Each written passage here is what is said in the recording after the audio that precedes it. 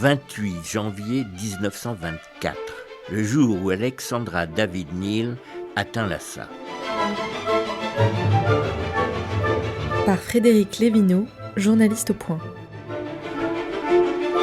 Quand la célèbre voyageuse franco-belge arrive devant Lhasa, elle est déjà âgée de 56 ans. Depuis de nombreuses années, elle arpente la Chine et les pentes de l'Himalaya, accompagnée de son fils adoptif, le jeune Tibétain Afour Yongden. Alexandra a passé la majeure partie de son existence à étudier le bouddhisme.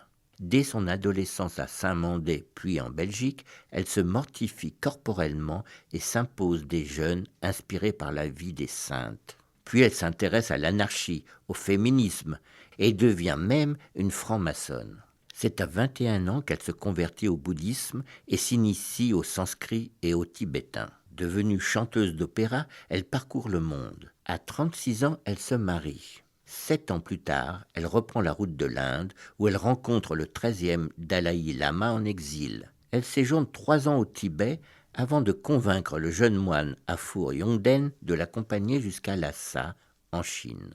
Pour passer inaperçu, il se déguise en mendiant, se déplaçant à pied et quémandant leurs repas. Ils empruntent des pistes escarpées et enneigées qu'un yéti n'oserait même pas parcourir. Après 4 mois d'efforts, ils parviennent enfin en vue de Lhasa.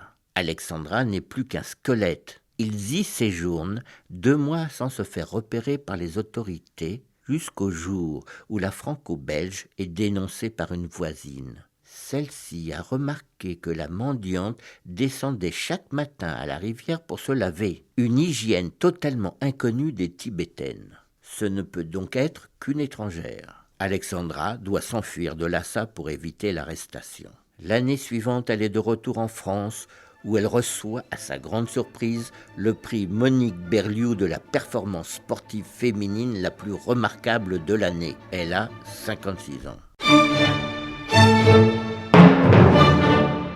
Une série réalisée par Megan Kiecky.